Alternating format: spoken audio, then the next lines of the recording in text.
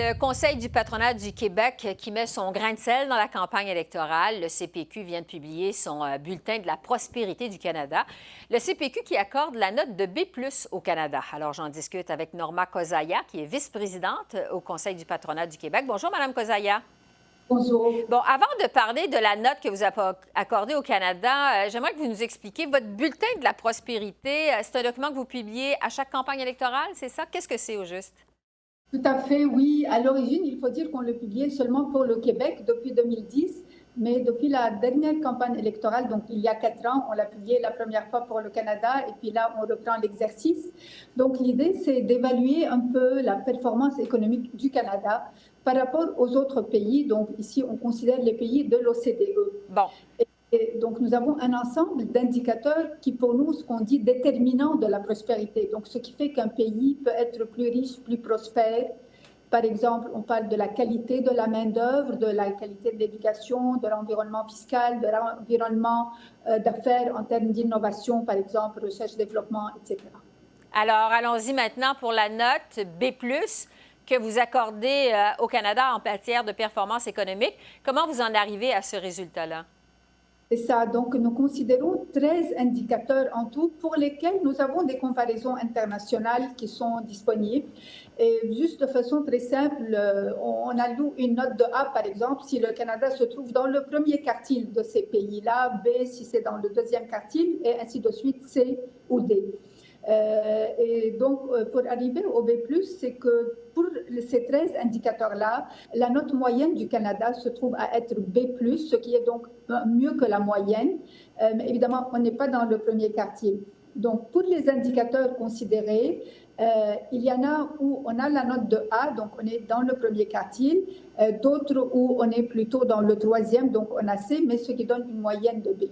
Bon, ça veut dire que malgré un taux de chômage de 5,7 au Canada, 4,7 même au Québec, on dit que c'est du jamais vu en 40 ans, le Canada n'est pas parmi les premiers de classe en matière de performance économique. Tout à fait, effectivement, c'est vrai que la situation conjoncturelle, si on veut, va très bien au Canada et au Québec en particulier, mais nous avons certains défis structurels ou certains défis qui font qu'on peut avancer, on peut faire mieux pour atteindre le premier quartile.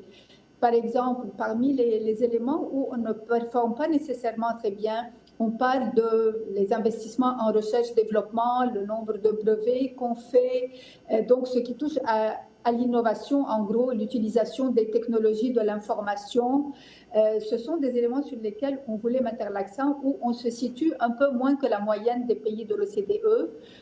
Aussi, notre dette publique, bien sûr, ici on considère quand même l'ensemble des administrations publiques, mais ça demeure quand même qu'on ne se situe pas parmi les meilleurs. Bon, avant qu'on parle justement de déficit et de dette publique, je veux vous entendre. Vous parliez des défis qu'on a encore en matière d'investissement en recherche et développement, innovation, technologie de l'information. Trouvez-vous que les partis politiques, justement, parlent de ça, mettent l'accent là-dessus pendant la campagne électorale? Honnêtement, pas beaucoup, pas assez à notre sens. C'est sûr que, par exemple, dans le débat, c'est pas quelque chose qu'on a abordé beaucoup. Il y a certains éléments qui sont touchés, mais je crois qu'on devrait faire plus parce que ça, c'est fondamental. On vit dans un monde de changement technologique et donc il faut être capable de s'adapter, d'être compétitif sur les marchés internationaux parce qu'il y a certains défis. Donc, c'est un élément que je crois qui devrait peut-être faire l'objet d'un peu plus d'attention. Oui, parce qu'on s'est beaucoup adressé aux jeunes familles dans cette campagne électorale, à la classe moyenne. Vous pensez que les partis devraient se concentrer peut-être un petit peu plus sur la performance économique du Canada? C'est ce que vous nous dites. Pour nous, c'est majeur parce que justement, on veut aider davantage la classe moyenne. Il faut que l'économie soit bien, qu'on ait des emplois de qualité, que les gens puissent s'adapter et qu'on puisse maintenir, comme j'ai dit, ça va bien, il faut maintenir nos forces parce qu'on a des défis. L'autre défi, je n'ai pas parlé, c'est le vieillissement démographique aussi. Et donc, c'est aussi quelque chose qui va exiger qu'on soit encore plus productif. Oui, un autre thème dont on n'a pas beaucoup entendu parler pendant la campagne électorale, le vieillissement démographique. Tout à fait. C'est-à-dire, on en parle un peu, il y a des petites choses, mais la démographie, c'est quelque chose d'inévitable, c'est pas imprévisible, c'est tout à fait prévisible. Et donc, nous, on dit qu'il faut prendre toutes les mesures pour encourager les gens à rester actifs, que ce soit par la formation, par des incitatifs fiscaux. Donc, c'est un ensemble de mesures. Et ça, c'est aussi un élément où on ne se place pas très bien au niveau du Canada en termes de taux d'activité, par exemple, des travailleurs de 55 ans et plus à toutes les tranches d'âge, où on ne fait pas aussi bien que d'autres pays comme la Suède, la Norvège ou d'autres pays. Oui. Sur la dette publique maintenant, les déficits, les libéraux ont chiffré leur plateforme électorale la fin de semaine dernière. Les conservateurs vont le faire un peu plus tard. Les libéraux, pour payer leurs promesses électorales, prévoient des déficits encore plus importants que prévu. En fait, ça va être 27,4 milliards de dollars l'an prochain, selon leurs prévisions. À la 4e année du prochain mandat, ils prévoient un déficit de 21 milliards de dollars. Est-ce que les déficits, ça vous inquiète au CPQ? Oui, tout à fait. Pour nous, tout gouvernement doit avoir un plan clair de retour à l'équilibre budgétaire dans les meilleurs délais. Et surtout que, bon, comme on l'a mentionné au début, on est en période de croissance économique. Donc, c'est ce qui est le plus inquiétant, parce qu'on comprend qu'en période de récession, il y a des mesures qui doivent être prises, et puis de façon automatique, les revenus diminuent et les dépenses augmentent, donc on s'attend à ce qu'il y ait des déficits.